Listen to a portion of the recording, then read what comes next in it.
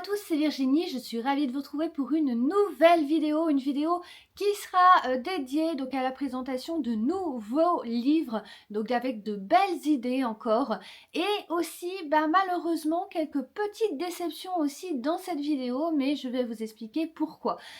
Donc c'est surtout une vidéo qui sera dédiée à ce qu'on appelle des romantaisies, donc moitié romance, moitié fantaisie, hein, il faut comprendre. Donc j'ai l'impression que c'est un petit peu la mode aujourd'hui parce qu'on voit fleurir beaucoup de livres, dont de magnifiques livres jaspés, vous le verrez tout à l'heure, sur le marché. Et puis je me suis lancée un petit peu aussi dans ce thème-là. C'était un peu le thème du moment si vous voulez. Donc voilà, il y a des belles lectures en tout cas d'été sympas aussi à faire. Une petite parenthèse donc avant de commencer cette vidéo et de vous montrer donc tous ces beaux livres. Le concours pour gagner l'un de mes exemplaires, alors celui-là, là je vous montre le livre jaspé, mais l'exemplaire à gagner ne sera pas jaspé, et là je vous montre aussi le relief, par contre c'est le brochet. Le concours est toujours en ligne, hein, vous mettrez le lien de la vidéo si ça vous intéresse, hein, pour participer en bas de cette vidéo-là. L'envoi sera effectué par Mondial Relay, il est réservé à la France, le livre sera dédicacé si vous le souhaitez. N'hésitez pas à participer, c'est l'occasion de gagner l'un des exemplaires de ma dystopie futuriste Prison Game. Alors le premier livre que je vous présente, je vous l'avais présenté très brièvement, je vous avais lu le résumé dans une précédente vidéo, c'est le Pacte des Roses, donc j'ai lu, donc un joli livre jaspé, où j'avais vu pas mal de pubs qui étaient faites sur ce livre-là, donc un très beau livre déjà au niveau de la couverture. Au niveau de l'intérieur, donc vous retrouvez le thème des roses aussi, donc qui est un thème qui vraiment convient très bien aussi à ce livre-là. Donc on est dans une romantaisie là vraiment qui va se dérouler à la cour. Donc qui va parler de fae, donc c'est un thème aussi qu'on retrouve énormément aussi dans les romantaisies, et puis énormément en ce moment aussi, je pense que ça a vraiment le vent en poupe au niveau de ce thème là. Vous avez l'héroïne en fait qui est ruinée et qui va décider de prendre part à une sorte de jeu, si on peut dire, pour simplifier, qui va être organisé par la reine fae, donc qui est assez cruelle, pour gagner la main de son fils, donc le prince héritier. Donc elle va en faire partie, elle va découvrir en fait qu'il y a plein d'épreuves qui leur sont concoctées à plusieurs filles dont elle.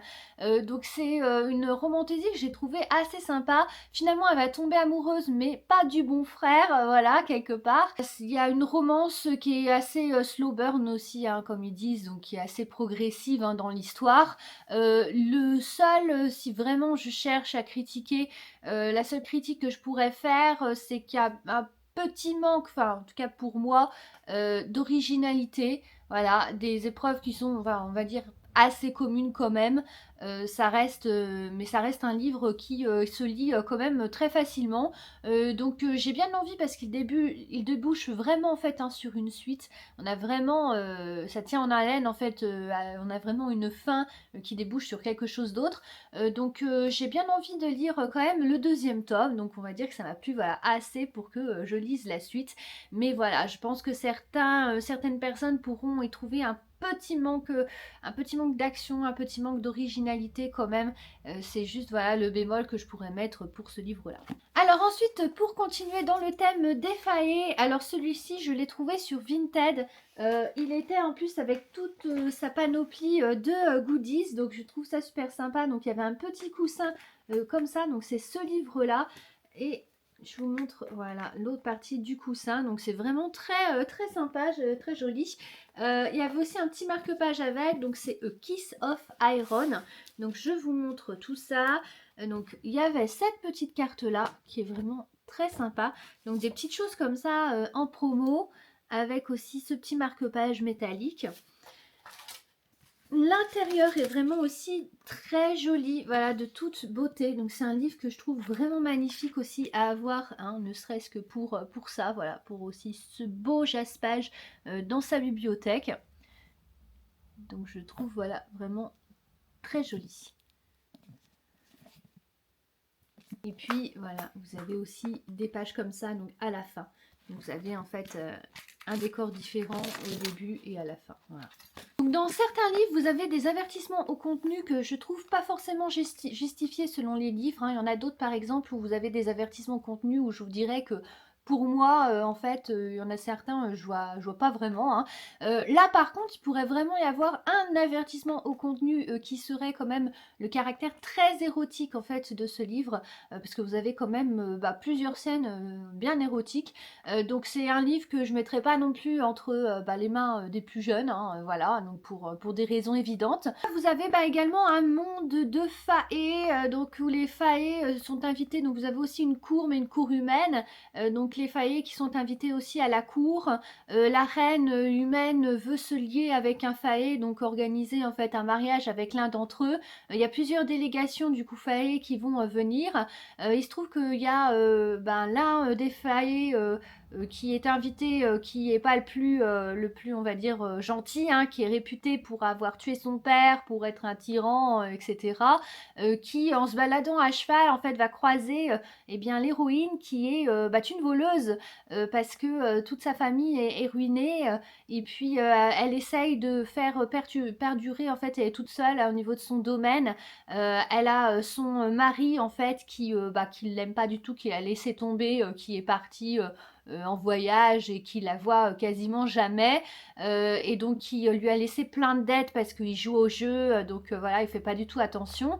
Et donc elle se démène, bah, pour essayer de survivre, et elle est obligée donc de voler les riches, et il se trouve qu'elle va voler la mauvaise personne, elle va le voler lui, hein, elle va lui voler un objet d'une grande valeur en fait à ses yeux, et puis il va se jurer, bah, de la retrouver en fait et de lui faire un petit peu payer ce crime-là entre guillemets. Et puis bah, leurs pas vont se recroiser parce que elle va être bah, convoquée à la cour. Elle, au début, elle sait pas trop pourquoi. Et en fin de compte, on va lui demander d'être espionne pour bah, le bras droit, un petit peu, enfin le conseiller de la reine, qui cache aussi beaucoup de secrets, qui est un homme assez malsain. On va découvrir aussi pourquoi aussi à la fin. Quand même en fait de bons rebondissements quand même à la fin.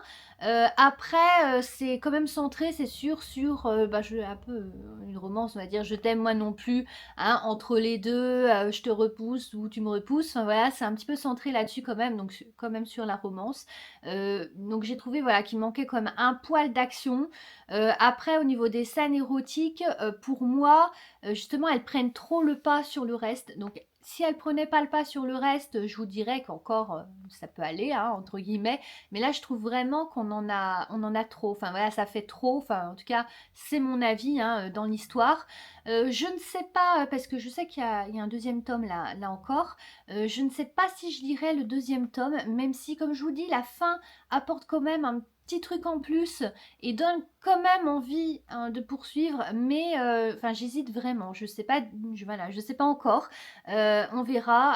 Après c'est vrai que ne serait-ce aussi que pour le jaspage, alors un livre c'est aussi fait pour, j'ai envie de dire, pour apprécier sa lecture, pas que pour le jaspage, pas que pour l'avoir dans une bibliothèque, mais c'est vrai, voilà, c'est quand même un livre qui est vraiment très joli, euh, au niveau de son aspect.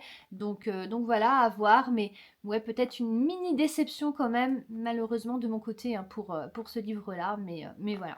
Ensuite, on va continuer par un autre livre, toujours dans le même thème, hein, toujours dans le thème des faillés et toujours une romantaisie. Donc, comme je vous dis, voilà, je pense que c'est vraiment aussi quelque chose qui est assez à la mode parce qu'ils en sortent plein en ce moment. C'est Un baiser maudit. Donc, un livre aussi bah, dont j'ai beaucoup aimé en fait la couverture. Pareil, on a un très joli jaspage. Donc, voilà comment ça se présente. À l'intérieur, alors là, je trouve ça magnifique au niveau de cette illustration d'intérieur. Elle est vraiment très très belle. Et de l'autre côté, en fait, vous avez voilà, une carte du royaume donc, qui se présente comme ceci. Ce qui est aussi très sympathique, c'est que vous avez des illustrations hein, qui font des doubles pages aussi à l'intérieur, ici et là. Vous en avez peut-être, je sais pas, je dirais à peu près 5-6, une dizaine grand maximum. Donc je vous montre un petit peu voilà, ce que ça donne. Et là, donc toujours à la cour, hein, c'est toujours un petit peu hein, sur le même esprit, au niveau de ces romantaisies, du moins celles-là que je vous montre, les trois là, à la suite. Donc là, on est voilà à la cour, on est donc toujours, on suit une noble. Au début, on voit en fait qu'elle est très déçue parce qu'il y avait bah, l'homme qui l'aimait qui est destiné à épouser sa sœur. Donc ça a été décidé par ses parents et puis elle n'a pas son mot à dire là-dedans. Sa sœur, elle tient quand même beaucoup à elle malgré tout. Et puis bon, elle va décider d'être un petit peu, de faire payer, on va dire, un peu ce qui s'est passé avec l'homme qu'elle aime, en partant avec un autre homme dans un bal, donc ils sortent ensemble. Et puis là, dans les jardins, en fait, elle va tomber sur sa sœur, elle va la suivre discrètement, elle va voir qu'elle embrasse un homme et puis qu'elle tombe raide morte. Et là, en fait, elle s'aperçoit qu'il y a une sorte de créature, en fait, qui s'appelle le Kankana, je crois que ça se prononce comme ça, voilà, qui accorde des baisers maudits. Et puis des baisers qui sont capables de tuer. Et là, elle va faire un pacte en fait avec une sorcière du coin. Et puis la sorcière va lui donner une dague qui est censée tuer le fameux monstre qui a tué sa sœur. Et dans le but en fait de ramener sa sœur à la vie. Donc elle lui fait promettre en fait une sorte de, on va dire, contrat magique hein, entre elles pour qu'elle le fasse. Et puis là, donc elle va essayer de recourir au service d'une sorte de mercenaire en fait pour l'emmener jusqu'au château de ce fameux être un peu de légende, hein, Kankana. Alors au début, personne forcément ne veut y aller, hein, vu le danger. Et puis finalement, elle va tomber sur Tagd qui est une sorte aussi de faé, de demi-faé. Donc il a les oreilles pointues, voilà, comme une sorte de fée. Hein. Et puis lui, c'est le seul en fait qui va décider de le faire, de l'emmener. Au bout d'un moment, c'est sûr qu'au début, ils se détestent. Comme je vous dis, c'est encore un petit peu une sorte de romance. Je t'aime moi non plus, je te repousse, tu me repousses. Enfin, c'est un petit peu aussi le même esprit hein, que les autres livres que je vous ai présentés juste avant. Et par contre, forcément, au bout d'un moment, ils vont développer aussi des sentiments l'un pour l'autre. Elle va découvrir en fait aussi les secrets, parce que Tagd aussi cache beaucoup de secrets. Dans le pacte aussi qu'elle avait fait avec la sorcière, ça impliquait aussi de ne pas pouvoir mentir, donc en fait elle peut pas lui mentir, elle est obligée de lui répondre sincèrement, sauf quand elle porte la bague de la sorcière, ça elle va s'en rendre compte aussi, là seulement elle peut mentir. Et donc voilà, il y a une aventure aussi qui va se dérouler un peu sur les routes, hein, on va dire, une sorte de quête pour retrouver donc ce monstre, hein, entre guillemets. Donc une petite déception aussi pour ce livre-là, parce que, je sais pas, je trouve il m'a manqué en tout cas un petit peu quelque chose pour être vraiment embarqué dans cette histoire que j'ai trouvée assez banale, somme toute, hein, assez commune. Et c'est surtout les personnages, en fait, où j'ai vraiment, vraiment peiné à les apprécier. Je peux pas vous dire vraiment, enfin je sais pas, en fait au niveau de leur caractère, au départ j'ai vraiment eu du mal. Finalement vers la fin, là encore, comme l'autre d'avant, hein, comme je vous disais, vers la fin là, on sent que déjà voilà, il y a un peu plus de rebondissement, il y a un peu plus d'action, ça se précise un peu, donc c'est voilà aussi ce qui m'a, bon ce que j'ai, on va dire un petit peu préféré, enfin pas préféré, mais je veux dire aimé aussi, que voilà, ça apporte une petite touche aussi, un petit suspense, voilà, vers la fin. Mais je suis pas sûre, là encore, de lire le deuxième tome. Je crois qu'il y aura un deuxième tome. Parce que, voilà, ce livre a quand même peiné un petit peu à m'embarquer, même si, bon, je l'ai lu sans problème. Hein, je veux dire, ça, c'est des livres quand même qui se lisent très bien. Mais voilà, ouais, une petite déception, en tout cas, pour ma part. Donc on continue avec un autre livre, avec aussi là encore une petite déception. Vous allez me dire, il n'y a que des déceptions dans cette vidéo, mais non. Vous allez attendre la suite parce qu'il y a vraiment aussi surtout un coup de cœur et voilà de très belles surprises aussi. Mais donc c'est Powerless. Je vous l'avais aussi présenté, je vous avais lu le résumé dans une précédente vidéo. Alors là, on est vraiment, j'irai pas sur un copier-coller, j'irai pas jusque là, mais pour moi, on est sur une inspiration, mais vraiment à fond Hunger Games.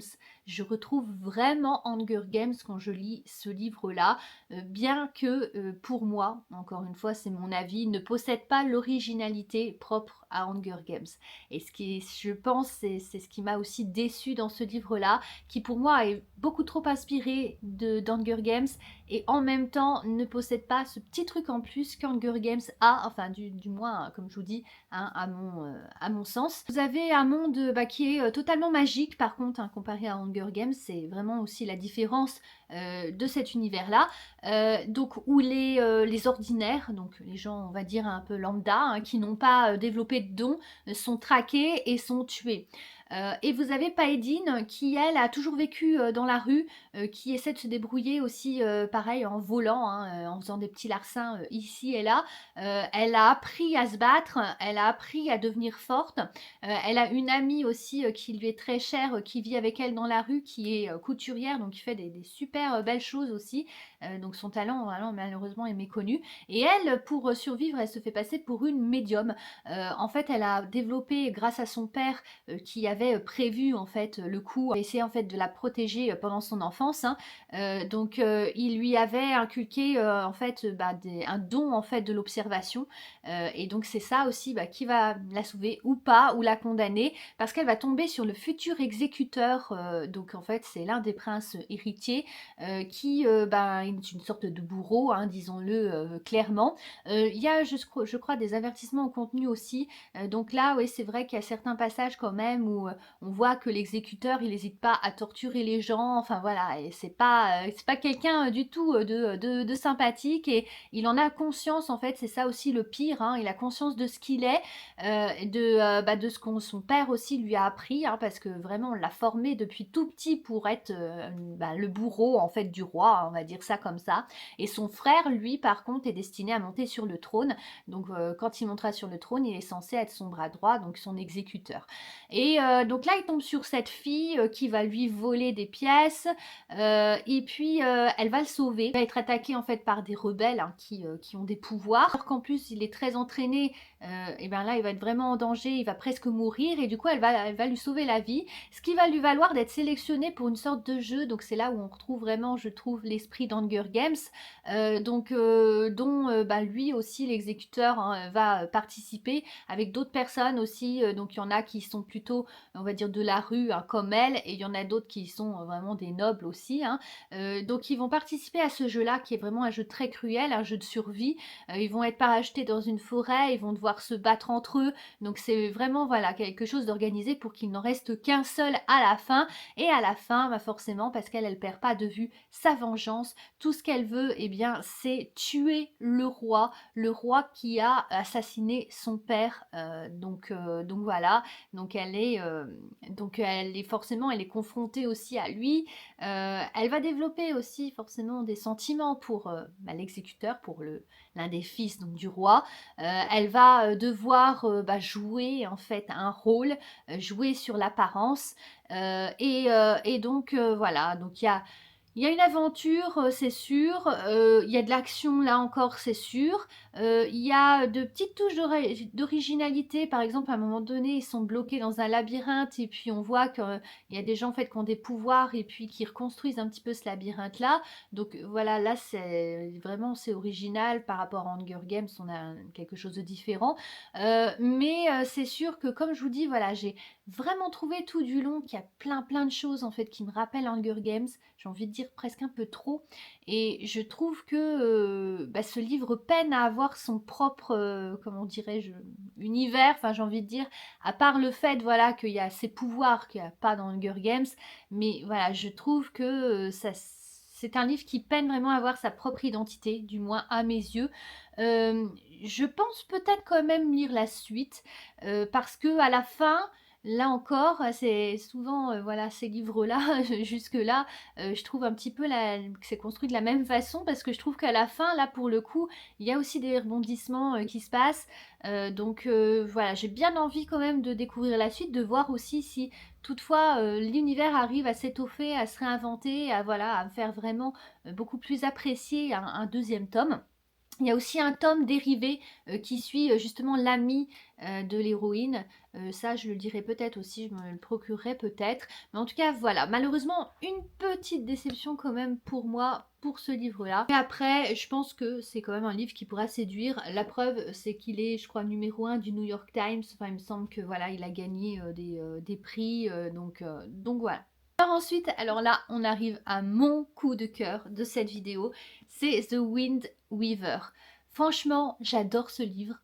Il a vraiment tout pour me plaire. Je vais vous expliquer pourquoi. Donc voilà déjà aussi le très beau jaspage donc qu'il a. trouve vraiment magnifique. Donc sur le thème vraiment du feu, donc un thème qui va très bien aussi avec l'histoire. Vous avez le petit résumé qui est caché entre les pages. Et donc là, on commence vraiment fort avec ce livre-là. Je crois aussi qu'il a certains avertissements contenus. Alors, il y a un petit contexte, on va dire, de guerre. Hein, donc forcément, après, je trouve pas ça trash. Hein, je trouve pas ça gore hein, au niveau de... Je trouve quand même que c'est quand même assez light, enfin entre guillemets, même si bon le contexte est sombre, hein, c'est sûr par contre, et comme je vous dis, il y a un contexte quand même de guerre où il y aura des combats, où il y aura des choses pas très sympathiques quand même, donc il y a voilà quand même une petite touche de, on va dire, de cruauté aussi dans ce livre-là, je pense, d'où les avertissements aussi au contenu. Là, vous avez en fait des êtres magiques en fait qui sont tués en fait dès qu'on les voit, et Ria, donc l'héroïne de ce livre-là, en fait partie. Donc tous les siens ont été traqués et tuée, elle a vu son village partir en fumée, sa famille assassinée. Et puis là, on commence fort puisque elle-même est sur le point de se faire lâchement tuée par une horde de soldats. Et puis il y a un homme qui est au-dessus hein, des autres soldats, hein, qui les gouverne, qui bizarrement va la sauver. On va apprendre en fait qu'il cache lui aussi son identité. Donc au début, elle le déteste parce que forcément, elle le prend pour encore un homme comme les autres, on va dire, et elle voit qu'il cherche à exploiter un petit peu ses dons et ce qu'elle est, et elle sait pas trop pourquoi. Et puis là, elle va découvrir aussi qu'il y a plusieurs élémentaires qui sont vraiment très très puissants, qui sont censés accomplir une ancienne prophétie et qui sont censés s'unir pour essayer de sauver les royaumes, et elle en fait partie, donc c'est une élémentaire. Et puis il se trouve que forcément elle va aussi, il y aura une romance qui va se développer. Les élémentaires qui possèdent donc pas mal de pouvoirs, très puissants, donc ils vont devoir essayer de s'unir pour ramener aussi un peu la magie sur le monde et faire face donc à la guerre aussi qui se profile. Donc il y a un petit côté là encore au niveau de la romance, un petit côté érotique dans ce livre là, mais à part voilà ça au niveau, comme je vous dis, des avertissements contenus, c'est un livre que je laisserai pas non plus aux plus jeunes, hein. Mais franchement ça a été vraiment un coup de cœur pour moi. Je trouve ça très épique et moi j'adore quand les livres sont vraiment épiques, hein. Quand il y a de l'action, de l'aventure, une touche aussi de romance, enfin voilà, donc c'est un coup de cœur. Ce livre, hâte aussi d'avoir le tome 2. J'en profite, je suis désolée si vous entendez un bruit de fond, en fait on fait des travaux, donc voilà, j'espère que ça ne gênera pas cette vidéo. J'en profite pour voilà faire la petite parenthèse. Après vous avez un autre livre que j'ai découvert par hasard, j'avais trouvé sur Vinted, et je crois que finalement comme c'était à peu près au niveau des prix un petit peu pareil, je crois que je l'ai pris finalement sur Amazon. C'est La Reine, l'Empire des monstres, le tome 1, donc qui se présente comme ceci. Là encore avec un très beau jaspage, et le deuxième forcément complète le cœur, donc ça je trouve vraiment très bien fait. À avoir également dans une bibliothèque, ça fait vraiment un très bel effet. Vous avez en fait Riakina qui a fui, donc c'était l'héritière en fait d'un royaume voisin si vous voulez, et puis il y a un coup d'état en fait qui a été préparé, toute sa famille a été assassinée, et puis elle a fui avec le bras droit, une sorte de, je sais plus vraiment ce qu'il est, si c'est un général ou voilà, de la garde en fait de son père, et puis il l'a placée en fait dans un orphelinat où elle a fait la connaissance aussi de quelques amis, et puis tous les réfugiés en fait de son royaume. Donc elle a changé de nom également, forcément pour ne pas être repérée. Et tous les réfugiés du royaume sont cantonnés dans une sorte de petite ville, on va dire, qui se trouve pas très loin d'un château en fait de l'empereur du royaume dans lequel ils ont dû s'établir.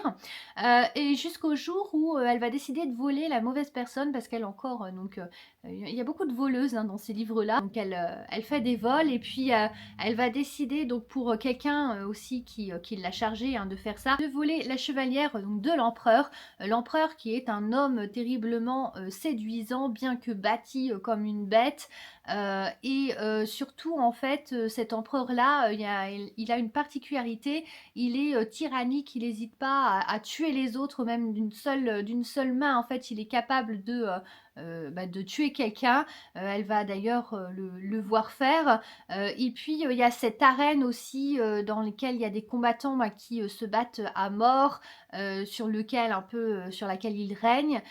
Donc ils organisent des combats et dont elle va faire au départ partie parce que il se trouve qu'elle va, ils vont la trouver.